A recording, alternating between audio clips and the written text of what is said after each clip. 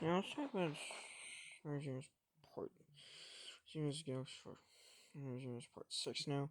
The famous Stories Universe. So of course it's these Stories Expanding is the kind of was the huge wealth of video games. Like one of the first real Stories Universe to actually have an actual really big storyline was besides recreating the movies was the Star Wars X-Wing games. If anyone remembers the Star Wars X-Wing games, those are like the first Star Wars games to actually really have a storyline outside of recreating the events of the films.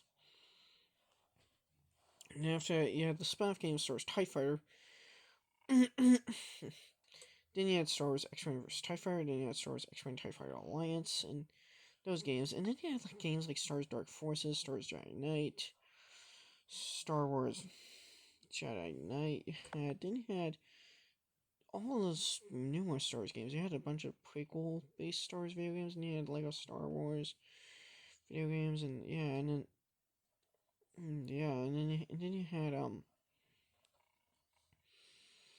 and then you had